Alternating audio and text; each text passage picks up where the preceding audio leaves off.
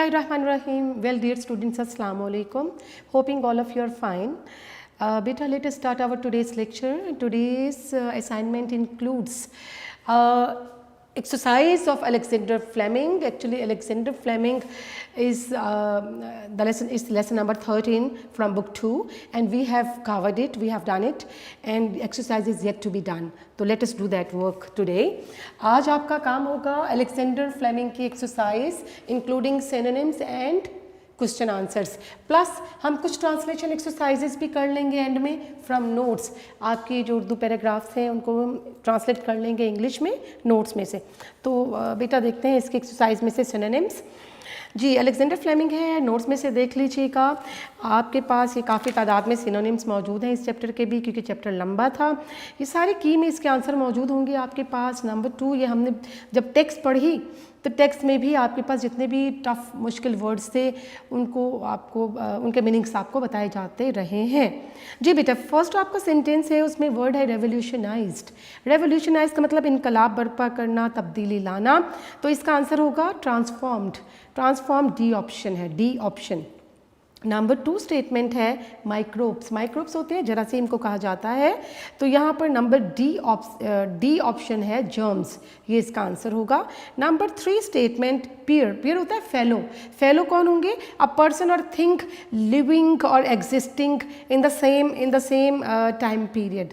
A person or thing living in the same time period हम असर कहा जाता है. तो पीयर का मतलब होता है कंटेम्प्रेरी. कंटेम्प्रेरी, तो यहाँ पर कंटेम्प्रेरी है, कंटेम्प्रेरी ऑप्शन है सी. नंबर 4 स्टेटमेंट है इन्फेक्टेड. इन्फेक्टेड होता है आलूदा, तो इसकी ऑप्शन मौजूद है डी कंटेमिनेटेड, आलूदा हो जाना. ठीक है. नंबर 5 पे स्टेरिलाइज्ड. स्टेरिलाइज्ड का मतलब क्या होता है? जर्म फ्री करना, डिसइंफेक्ट करना. तो हमारे पास 4 ऑप्शंस में से आंसर आएगा ए, डिसइंफेक्ट करना. क्योंकि बेटा इसको बहुत तफसील में अगर मैं पूरी स्टेटमेंट पढ़ूंगी तो काफ़ी पीरियड जो है वो इसमें ज़ाया हो जाएगा और हमें बहुत सी चीज़ें कारआमद और भी करना है. ये चीज़ें आप चूँकि टेक्स्ट में पढ़ चुकी हो, इसको हम गो थ्रू कर रहे हैं. जी, नंबर 6 पे है प्रिवेंशन. प्रिवेंशन बचाव होता है और एवॉइडेंस कहते हैं इसे, और डी ऑप्शन है एवॉइडेंस. Number 7 cure. क्योर होता है इलाज यानी ट्रीटमेंट. तो नंबर ए ऑप्शन है ट्रीटमेंट, ये इसका आंसर होगा. नंबर 8 पे आ जाइए एबेंडेंट. एबेंडेंट का मतलब क्या होता है? तर्क कर देना, छोड़ देना, डिस्कार्ड कर देना. तो हमारे पास सी ऑप्शन है डिस्कार्डेड, यही आंसर है. नंबर 9 बैक्टीरियोलॉजिस्ट कौन होता है? माइक्रोबायोलॉजिस्ट. तो यहाँ पर बी ऑप्शन है माइक्रोबायोलॉजिस्ट, और यही आंसर होगा. नंबर 10 है रिवील्ड. रिवील का मतलब जाहिर करना, डिस्क्लोज करना. तो सी ऑप्शन है डिस्क्लोज्ड. फिर नंबर 11 पे आ जाता है आपके पास वर्ड आर्मर. आर्मर होता है दिफा, डिफेंस. तो यहाँ पर ए ऑप्शन है डिफेंस, और यही आपका आंसर होगा. नंबर 12 पे आ जाएगा. 12 पे लिखा हुआ है ल्यूकोसाइट. ल्यूकोसाइट क्या है? ये वाइट ब्लड सेल्स हैं. तो लिहाजा डी ऑप्शन है आपकी वाइट ब्लड सेल्स, और ये आपका आंसर भी है. Number 13 invader. इन्वेडर होता है हमला आवर. तो उसको रेडर भी कहा जाता है, अटैकर या रेडर, RAIDER. तो सी ऑप्शन है रेडर, यही इसका आंसर है. Number 14 oculist. ऑक्यूलिस्ट होता है ऑप्टिशन, एनक्साज, मुआलजे चश्म. तो यहाँ सी ऑप्शन है आपके पास ऑप्टिशन. नंबर 15 है इनऑक्यूलेशन. इनऑक्यूलेट कहा जाता है इंजेक्शन लगाना, वैक्सीनेट करना, वैक्सीनेशन. तो यहाँ पर ए ऑप्शन है वैक्सीनेशन, और यही इसका आंसर होगा. Number 16 veterinary. वेटरनरी क्या होता है? वेटरनरी क्या होता है? वेटरनरी कहा जाता है एनिमल रिलेटेड, जानवरों से मुतल्लिका. तो बी ऑप्शन है animal related. Number 17 legacy. Legacy क्या होता है बेटा? विरासत, इनहेरिटेंस. तो बी ऑप्शन आंसर होगा इनहेरिटेंस. 18 पे है प्रोस्पेक्ट्स. प्रोस्पेक्ट्स होता है इम्कानात, चांसेस. तो यहाँ बी ऑप्शन लिखी है चांसेस, यही इसका आंसर होगा. नेक्स्ट देखिएगा बेटा असेप्टिक. असेप्टिक होता है डिसइंफेक्ट विद हीट. हीट के ज़रिए से जर्म फ्री करना. तो यहाँ पर बी ऑप्शन है डिसइंफेक्ट विद हीट, यही आंसर होगा. नंबर 20 पे आ जाइए. इक्विपमेंट होते हैं इंस्ट्रूमेंट्स. तो ए ऑप्शन है इंस्ट्रूमेंट, आलात, यही इसका आंसर है. Number 21 adequate. एडिक्वेट क्या होता है? Suitable, proper. तो बी सी ऑप्शन है सूटेबल, यही इसका आंसर है. Number 22 tremendous. मैसिव, बहुत बड़ा, ह्यूज, मैसिव. तो यहाँ सी ऑप्शन पे लिखा है मैसिव. एक्सटेंसिवली अगला वर्ड है, एक्सटेंसिवली का मतलब वाइडली, बड़े वसी पैमाने पर, तो डी ऑप्शन होगी वाइडली इसका आंसर। Number 24 manufactured. मैन्युफैक्चर्ड का मतलब पैदावारी अमल में लाना, प्रोड्यूस करना, ए ऑप्शन आंसर होगा प्रोड्यूस्ड। Number 25 tackle. टैकल का मतलब निपटना, हैंडल करना, तो बी ऑप्शन होगा आंसर हैंडल। 26 मोडेस्टली क्या होता है, हम्बली, आजिज़ी से, तो सी ऑप्शन हम्बली आंसर है। 27 केटार। केटार क्या होता है, नेजल सिक्रेशन, कोल्ड यानी नज़ले की रतूबतों का बहना, ठीक है, तो यहाँ पर D option nasal secretion answer होगा। तो बेटा 28 पे है पे गेव वे। गेव वे का मतलब होता है रहनुमाई करना, लेड, लीड यानी गेव है तो लेड आ जाएगा, तो यहाँ पर डी में आंसर लिखा है लेड, रहनुमाई करना। Number 29 four runner. Four runner क्या होता है, पेशरो, पहले आने वाली चीज़, प्रीडिसेसर, तो यहाँ पर बी ऑप्शन है प्रीडिसेसर, पहले आने वाली चीज़, पहले आने वाली पेशरो। अगला वर्ड 30 पे है सिक्रेशंस। सिक्रेशंस होता है रुतूबत, नाक की रुतूबत, एमिशंस, तो ए ऑप्शन एमिशन आंसर है। Hit on. हिट ऑन का मतलब दरियाफ्त करना, डिस्कवर, तो डी ऑप्शन है डिस्कवर्ड इसका आंसर। आगे है मोल्ड स्पोर। मोल्ड स्पोर होता है फंगस, तो बी ऑप्शन फंगस इसका आंसर होगा। लॉर्डर। लॉर्डर कहा जाता है फूड कबर्ड, खाने की अलमारी, तो यहाँ ऑप्शन क्या बनी, सी। नंबर 34 ब्रीड्स का मतलब होता है ग्रो, नर्चर, नशनुमा पाना, फलना फूलना, तो ए आंसर हुआ नर्चर इसका आंसर। तो 35 पे प्रिजर्व्स क्या होते हैं, जैम एंड जेलीज, तो यहाँ पर ए आंसर होगा jam and jelly. Put aside होगा पोस्टपोन करना, to keep aside, to postpone, तो ए आंसर होगा पोस्टपोन्ड। Number 37 investigate. इन्वेस्टिगेट का मतलब एग्जामिन, तो डी आंसर एग्जामिन। इनहिबिटेड होता है रुकावट डालना, रुकना, रोकना, ऑब्स्ट्रक्ट, तो यहाँ पर ए ऑप्शन है ऑब्स्ट्रक्टेड और यही आंसर है। Number 39 broth. ब्रोथ होता है सूप, यखनी को कहा जाता है, तो सी आंसर सूप होगा। नंबर 40 पे है फेल्ट, FELT। फेल्ट होता है फर, फर लाइक, फर की तरह का, ऊन की तरह का, रुई जैसा, तो यहाँ पर ए ऑप्शन फर है। मैथ्स। मैथ्स होता है एक्यूमुलेशन, मजमुआ, किसी चीज़ का जमा हो जाना, तो सी ऑप्शन है एक्यूमुलेशन। नंबर 42 टॉक्सिक होता है जहरीले, पॉइजनस, तो यहाँ पर सी आंसर होगा पॉइजनस। फिर है ऑब्स्टिकल। ऑब्स्टिकल रुकावट, हिंड्रेंस, ए आंसर होगा हिंड्रेंस। अनस्टेबल का मतलब अनबैलेंस, तो यहाँ पर सी ऑप्शन होगी अनबैलेंस आंसर होगा ये। Number 45 crude. क्रूड होता है रॉ, खाम हालत में, कच्चा, खाम, नापुख्ता, तो यहाँ सी ऑप्शन रॉ इसका आंसर है। फिर 46 पे है फोर्ज्ड। फोर्ज्ड का मतलब क्या होता है, क्रिएट करना, तो यहाँ पर ए ऑप्शन है क्रिएटेड आंसर होगा। और 47 पे है हेल्ड। हेल्ड का मतलब खुश आमदीद कहना, वेलकम करना, बी आंसर वेलकम्ड होगा। 48 पे ओफ। ओफ क्या होता है, ममनून होना, एहसानमंद होना, इंडेप्टेड होना, तो ए आंसर होगा इंडेप्टेड। फिर ग्रेटिट्यूड है। ग्रेटिट्यूड होता है तशक्कुर, इजहार तशक्कुर, ग्रेटफुलनेस, तो बी ऑप्शन है ग्रेटफुलनेस। Number 50 modesty. मोडेस्टी होता है आजिज़ी, ह्यूमिलिटी, तो यहाँ पर डी ऑप्शन है ह्यूमिलिटी, आजिज़ी। विगरेसली होता है पुरजोर अंदाज में, फोर्सफुली, पावरफुली, तो यहाँ पर डी ऑप्शन है फोर्सफुली, पुरजोर अंदाज में। फिर 52 पे है रीस्टेटमेंट। रीस्टेटमेंट होता है यकीन दहानी करवाना, दोबारा से यकीन दिलाना, इसका मतलब रीइटरेट होता है, रीइटरेशन, टू रिपीट, टू से अगेन, तो यहाँ पर सी ऑप्शन है रीइटरेशन, ये इसका आंसर है, यकीन दहानी दोबारा से करवाना। एक्यूज का मतलब इल्ज़ाम देना, ब्लेम करना, ए ऑप्शन होगी ब्लेम्ड। और 54 पे है इंसिस्टेड। इंसिस्टेड का मतलब होता है इसरार करना, ऐलान करना, इसरार करना, माइल करना, प्रोक्लेम करना, तो सी ऑप्शन है प्रोक्लेम्ड इसका आंसर होगा। Number 55 lolly. लोली का मतलब होता है कॉमन, आम सी, ए ऑप्शन इसका आंसर होगा कॉमन। लाइम लाइट होता है शोहरत, फेम, तो सी ऑप्शन आंसर है। 57 पे ग्लिमिंग होता है चमकदार, और शाइनिंग का मतलब भी चमकदार, ए ऑप्शन शाइनिंग इसका आंसर होगा।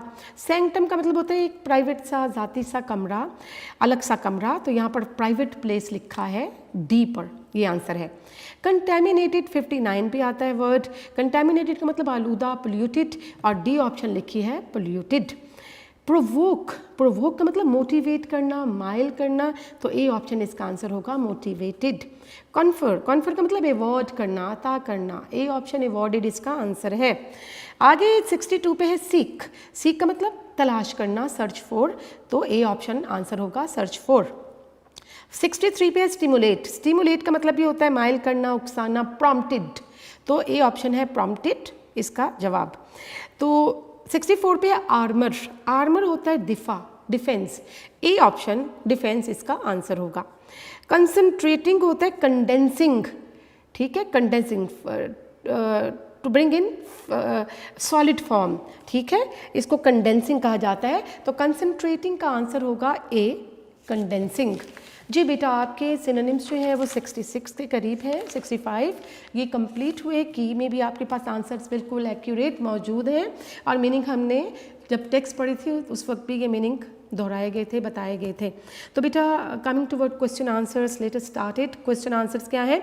वेरी इंपॉर्टेंट क्वेश्चन, मैंने आपको कहा था जिन क्वेश्चंस के आगे लिखा हुआ है बोर्ड, वो मोस्ट इंपॉर्टेंट क्वेश्चंस है इस चैप्टर के या किसी चैप्टर के भी, उसको तो बहुत ही अच्छी तरीक़े से और लाजमी याद करें, बिल्कुल छोड़ना नहीं जहाँ बोर्ड लिखा है। ये आपको फैसिलिटेट करने के लिए हर मुख्तलिफ क्वेश्चंस के आगे कि ये कब सवाल बोर्ड में पूछा गया था, ये आपको फैसिलिटेट करने के लिए लिख दिया गया है। तो बेटा देखते हैं first question, that is really very important, and the question is what are antiseptic and what is antiseptic method. मैंने बताया था एंटीसेप्टिक क्या होता है, germ killing with chemicals, chemicals like carbolic acid से जर्म किलिंग को कहते हैं antiseptic, and germs killing with heat that is called antiseptic, and aseptic method that is called aseptic method. ठीक है बेटा, एक एंटीसेप्टिक और एंटीसेप्टिक मैथड जो है वो आपको इसमें क्लियर कर दिया गया है। अच्छा, ये आपके पास सवाल आता है कि what was the chief defect of antiseptics, कि चीफ डिफेक्ट जो उन्होंने लिखा है what are antiseptics and what is antiseptic method. Actually उन्होंने एंटीसेप्टिक और एसेप्टिक मेथड नहीं पूछा, उन्होंने कहा एंटीसेप्टिक क्या होते हैं, पहला सवाल, और एंटीसेप्टिक मेथड क्या होता है। एंटीसेप्टिक कहा जाता है chemicals used for germ killings, वो एंटीसेप्टिक्स है। और एंटीसेप्टिक मेथड क्या है, that is the process of killing germs with the help of chemicals like carbolic acid. ठीक है, अब दूसरे सवाल पे आते हैं कि what was the chief defect of antiseptic method का चीफ डिफेक्ट क्या था। हमने पढ़ा था कि these chemicals killed leucocytes, the friend cells in human body. हमारी ह्यूमन बॉडी में जो वाइट सेल्स हैं, फ्रेंड सेल्स हैं, जो फाइट बैक करते हैं डिसीज़ को, उसको मार देते थे ये केमिकल्स। तो चीफ डिफेक्ट इसका यही था कि दे किल्ड ल्यूकोसाइट्स। आगे देखें, और they did more harm to white cells than the disease spreading germs.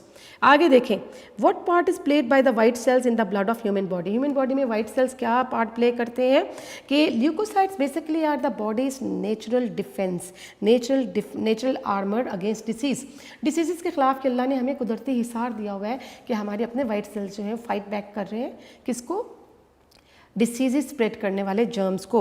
अच्छा, बड़ा इंपॉर्टेंट सवाल है कि give an account of the early life of Fleming. आपने पढ़ा था Fleming, he was born in Ayrshire on August 6, 1881 and he was youngest in the family comprising 8 members, and he got his early education from Kilmarnock School, Kilmarnock Academy.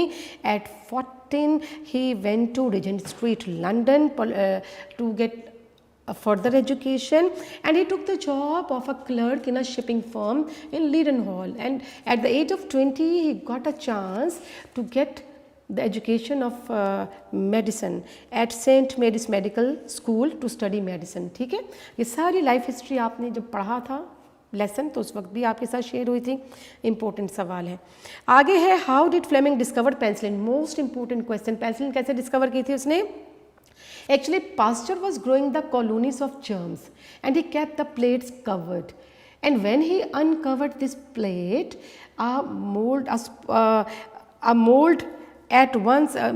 happened to a spore mold happened to drop on that plate, and it started inhibiting, or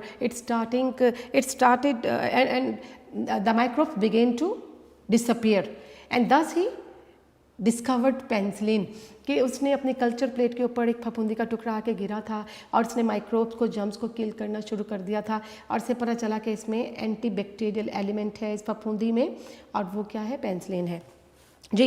in what respect is penicillin better than the chemical antiseptic?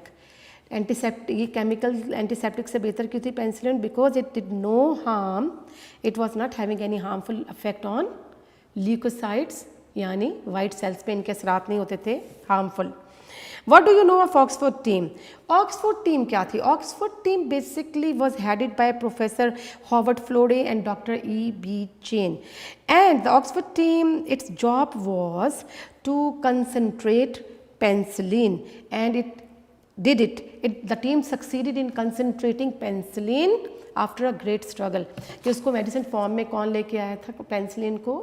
ठीक है, raw form में तो वो कारामत नहीं थी as such, उसको penicillin को medicine form में कौन लेके आया? कंडेंस्ड फॉर्म में, कंसनट्रेटिंग फॉर्म में कौन लेके आया था? Oxford team. How did the Oxford team make penicillin more effective? किस तरह से उन्होंने इफेक्टिव बनाया इसको, पेंसिलिन को?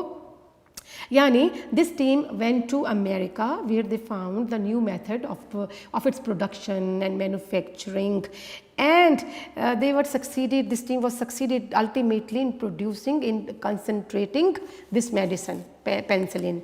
Write a note on penicillin as a wonder drug. ठीक है, या फिर what were the comments of surgeon general of United State forces के जनरल ने क्या कहा था? उसने ये कहा था कि Fleming like Pasteur has opened up a whole world, a new world of science, कि एक नई दुनिया खोल दी है साइंस की हमारे सामने। किसने? फ्लेमिंग ने। Was Fleming proud of his discovery? No, he was not proud of his discovery. He was very humble and he kept claiming modestly that nature made penicillin. He only discovered it. वो कहा करता था nature ने बनाई है penicillin, मैंने तो इसको डिस्कवर किया है। Why could not penicillin have been discovered in the research laboratories of America? America के रिसर्च लेबॉर्ट्री में पेंसिलिन डिस्कवर क्यों नहीं हो सकती थी? Because the American laboratories were shining, gleaming sanctums. These were dustless and air-conditioned sterilized sanctums, and penicillin could never have been discovered over there. Fleming's achievement paved the way for other discoveries in medical field. What are they? यानी क्या उसने रास्ता दूसरों के लिए निकाला, क्या रास्ता खोला? Actually, the very discovery of penicillin by Fleming from lowly vegetation, he motivated and prompted the other scientists to go on to find out such remedies or cure out of lowly vegetables or vegetations and herbs. उसने दूसरे साइंसदानों के लिए एक रास्ता ये खोला कि वो भी फंगस की तरह छोटी छोटी जो लोली वेजिटेशन है, जो सब्ज़ा है, हर्ब्स है, उनमें कोई ना कोई इलाज जो है वो तलाश करें। कुदरत हर चीज़ का इलाज हमें मुहैया कर रही है इन नबातात की सूरत में। आपके एडिशनल क्वेश्चन आगे, how did Louis Pasteur and Lister revolutionise the theory in the practice of medicine? कि लुइस पास्चर और लिस्टर जो है इन्होंने क्या रेवोल्यूशन किया था? हम देखते हैं कि Louis Pasteur basically discovered germs and Lister, he discovered, or he just made us know the method to kill germs. उसने हमें बताया कि जर्म्स को किल कैसे करना है। फिर है what are germs, microbes. Germs क्या होते हैं? Germs are the tiny living creatures which we cannot see with naked eye, which can only be seen microscopically.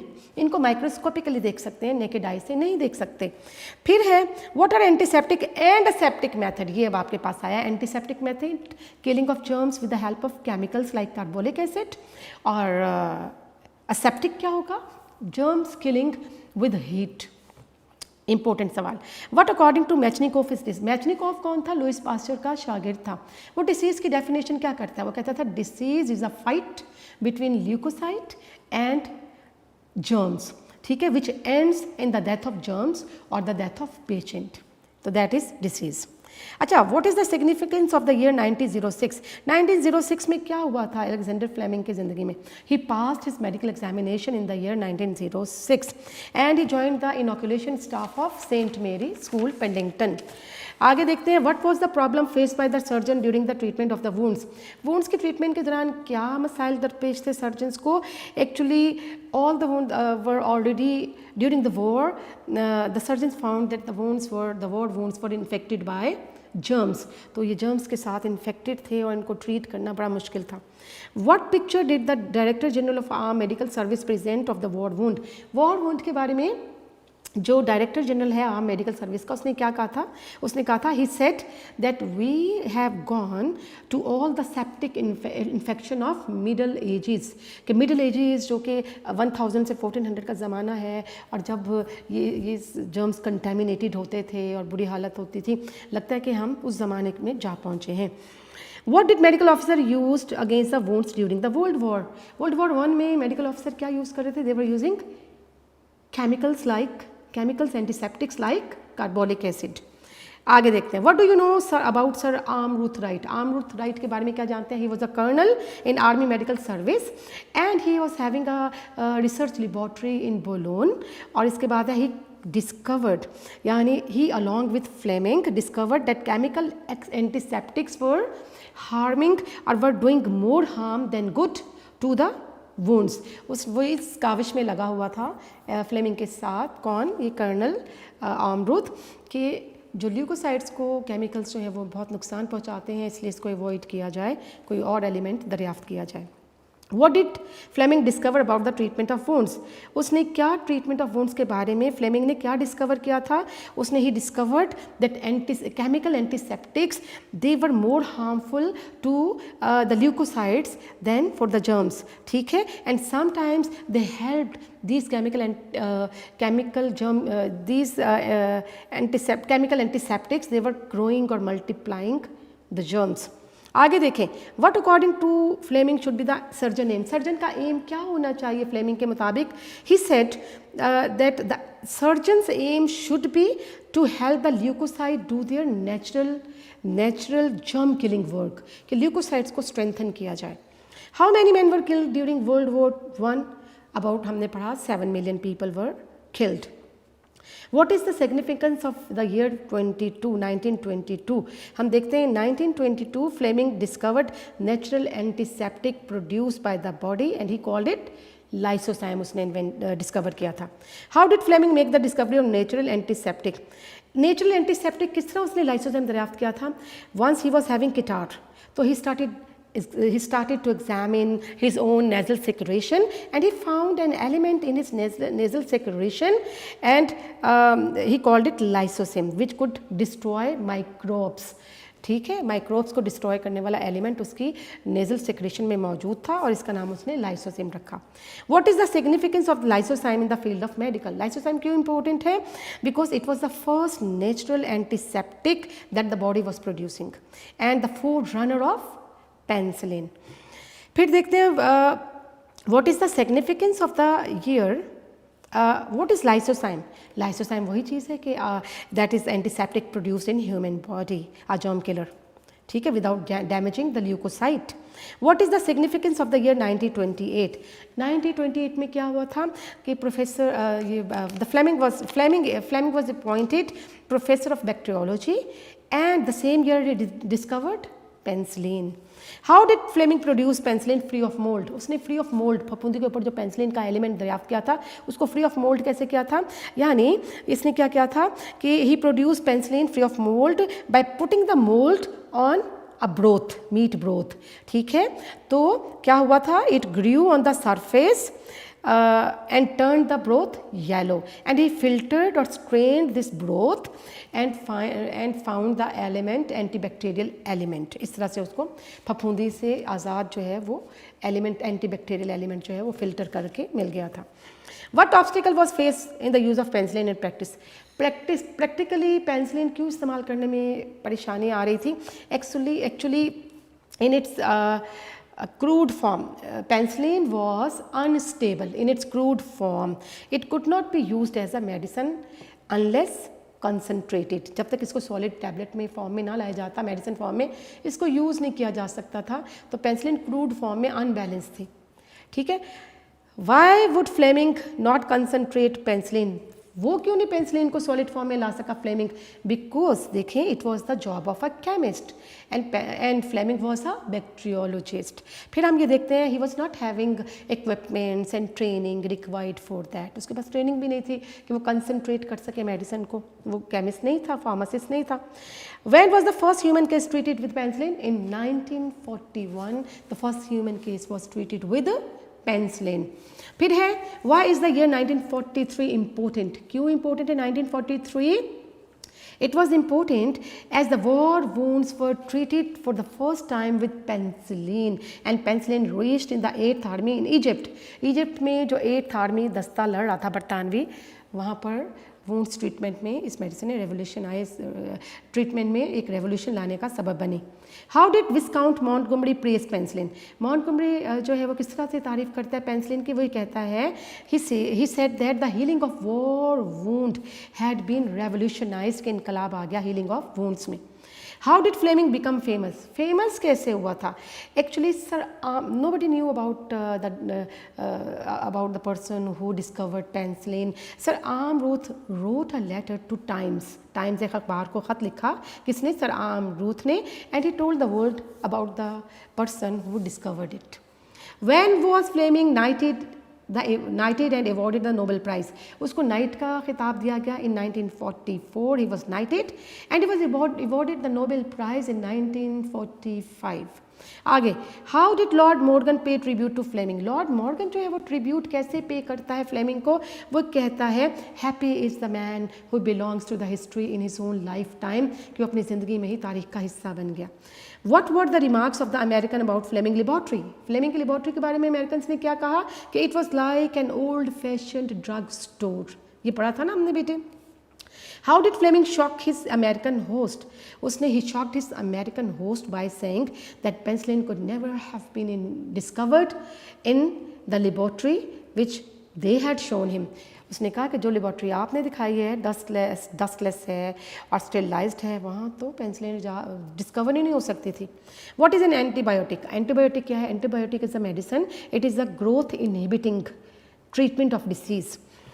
How did Lister kill germs and what was his aim? किस तरह kill किया Lister ने germs को? He kill the germs with the help of carbolic acid और chemical antiseptics. तो उसने क्या किया? He use this acid to kill germs on his hand, on patient skin and in operation theatre air. What happened during the medical gathering in Italy? Italy में medical gathering हो रही थी, तो क्या हुआ? In that medical gathering in Italy, a person pushed the crowd and reached near Fleming with his children. एक आदमी अपने बच्चों के साथ पहुंचा जनाब फ्लेमिंग के करीब और उसने क्या कहा कि if these children are alive, this is all due to you. And he then said to his children that please remember this man in your prayers, कि इस फ्लेमिंग इस शख्स को अपने दुआओं में याद रखना, क्योंकि अगर पेंसिलिन दरियाफ्त ना करता तो हम आज ज़िंदा ना होते। ठीक है, यानी वो बीमारी का किसी शिकार हुए होंगे जिसका इलाज उन्हें मिला पेंसिलिन से, और वो ऑब्लाइज थे किसके? फ्लेमिंग के। How did Lister apply Pasteur discovery to surgery? ये 42 और 44 मिलता जुलता आंसर है। उसने कैसे अप्लाई की थी सर्जरी में पास्चर ने? लिस्टर ने पास्चर्स की डिस्कवरी को कैसे अप्लाई किया? यानी he used antiseptic like carbolic acid to kill germs on his hands, on patient skins and in the air of the operation theatre. उसने केमिकल एंटीसेप्टिक इस्तेमाल किए, किसको किल करने के लिए? जर्म्स को करने के लिए kill. Draw character sketch of Metchnikoff. Metchnikoff कौन था? He was the people of Louis Pasteur. Louis Pasteur का शागिर्द था। And he discovered the leukocyte. उसने क्या डिस्कवर किया था? Leukocyte which is the body's natural armour against diseases. और उसने ये भी बताया था कि disease is basically a fight between the leukocytes and the germs, and this fight ends either in the death of germs or the death of patient.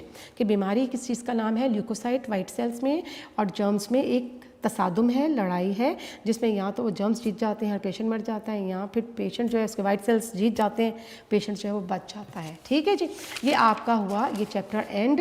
तो बेटे हमारे पास थोड़ा सा टाइम है और इस टाइम में हमने क्या करना है? Translation exercises. आपकी एक्सरसाइज ये कंप्लीट हुई, हमें सब चीज़ें साइमल्टेनियसली लेके चलना है ताकि आपके सिलेबस जो है वो टाइमली कंप्लीट हो सके। जी बेटे, आपने 21 तक ट्रांसलेशन पैसेज मुझसे कर लिए हैं सॉल्व वाले, और आज हमने कौन कौन सा पैसेज करना है? 22 एंड 23 हम इस पीरियड में इस लेक्चर में करेंगे। ये सब सॉल्व आपके पास मौजूद है। जब ये कंप्लीट होते हैं 33 तक, फिर हम अनसॉल्व पैसेज की तरफ आएंगे, पैसेजेस की तरफ आएंगे। आपके पास पैसेज नंबर 22 यूनिक नोट्स है। सेहत से बढ़कर कोई नेमत नहीं है। There is no blessing greater than, compare किया जा रहा है, देन हेल्थ। जिंदगी की रंगीनियाँ, जिंदगी की रंगीनियाँ द कलर्स ऑफ लाइफ, और लुत्फ जॉयज ऑफ लाइफ सेहत से ही है इज एम आर, यानी all the colours and joys of life are किस वजह से है? Due to health. सेहतमंद आदमी अपने काम और ज़िंदगी की सरगर्मियाँ क्या होगा? All the activities of life में भरपूर हिस्सा लेता है, टू टेक एक्टिव पार्ट। तो अ हेल्दी पर्सन टेक्स लेता है, प्रेजेंट इंडेफिनिट टेंस। तो a healthy person takes active part in his work and all the activities of life. उसे काम करने में मज़ा आता है, present indefinite tense. He enjoys his work. दरअसल इंसान उस वक्त दिल जमाई से काम कर सकता है। दिल जमाई से होता है होल हार्टेडली, कर सकता है, can. In fact a man can work whole heartedly only, जब वो सेहतमंद हो, only when he is healthy. यानी in fact a man can work whole heartedly only जब वो सेहतमंद हो, व्हेन ही इज हेल्दी। लेकिन शायद ये इंसानी फितरत है, but perhaps it is human nature, कि हम इस वक्त तक चीज़ों की कदर नहीं करते जब तक हम उन्हें खो ना दें, नहीं करते, present indefinite tense. But perhaps it is human nature that we do not value, negative है तो डू आ जाएगा, वी है डस तो नहीं आएगा, that we do not value things unless we lost them, खो दें, प्रेजेंट इंडेफिनिट टेंस। बिल्कुल इसी तरह सिमिलरली सेहत की कदर का अंदाज़ा हमें उस वक्त होता है, सेहत की कदर का अंदाज़ा हमें उस वक्त होता है, सिमिलरली होता है, present indefinite tense. We realise the importance of life only when, जब हम बीमार पड़ जाते हैं, तो फॉल इल, जब हम बीमार पड़ जाते हैं, when we fall ill. Similarly, we realize the value of health when we fall ill. Present indefinite tense है, we के साथ falls तो नहीं आएगा, ठीक है, इसके साथ verb में ऐसे yes नहीं लगेगा। आपका 23rd वाला पैराग्राफ, इसको हम देख लेते हैं बेटे। तंदुरुस्ती बड़ी नेमत है, हम कह सकते हैं health is wealth, या health is a great blessing। लेकिन आदमी जब तक तंदुरुस्त रहता है इस नेमत की कदर नहीं करता, present indefinite tense. But a man does not realise its value, जब तक as long as he stays healthy रहता है, स्टेज, ठीक है। But a man does not realise the value, realise its value unless और as long as he stays healthy.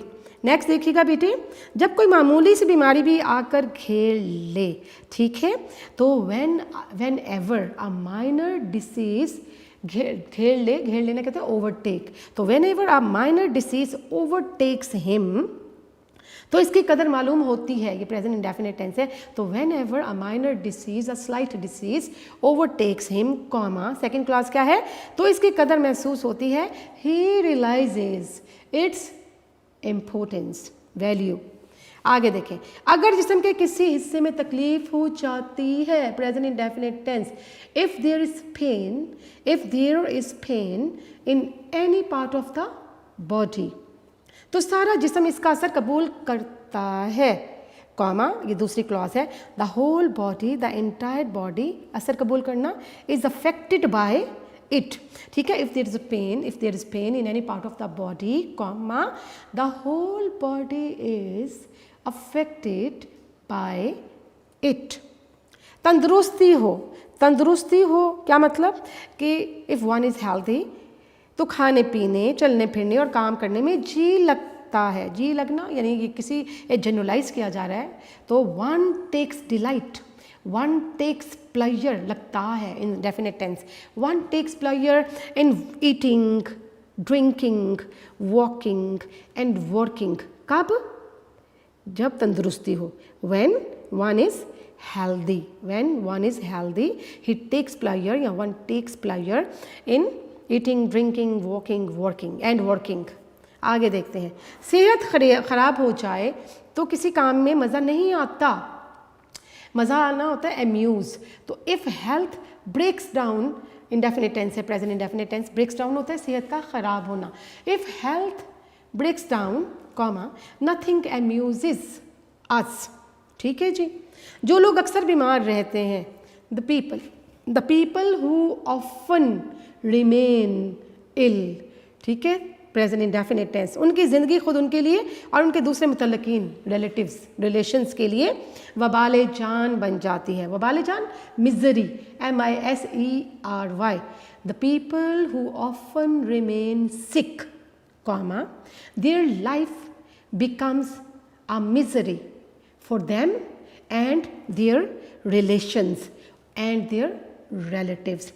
The people who remain often sick, the people who often remain sick, their life becomes a misery for them and their relations या relatives.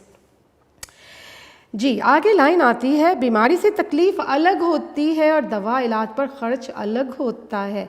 तो cause करिए क्या, illness causes pen. एक तो तकलीफ अलग होती है, इलनेस कॉजेज इंडेफिनिट टेंस से प्रेजेंट कॉजेज आ जाएगा, illness singular noun. Illness causes pains beside, इसके अलावा beside draining away money. Draining away money होता है पैसा खर्च होना ऑन मेडिसिन. तो illness causes pain besides draining away money on medicine. आगे देखिए, लास्ट लाइन आपकी, बीमार आदमी जिंदा दरगोर होता है. जिंदा दरगोर होना क्या होता है, to experience a living death. To experience a living death. तो a sick person, an ill person experiences a living death. A sick person experiences a living death. ठीक है बेटे, a sick person experiences a living death. And that is the end of today's lecture. इंशाल्लाह next lecture में बेटा फिर आपसे मुलाकात होती है. सो बेटा take care and stay blessed. अल्लाह हाफिज़.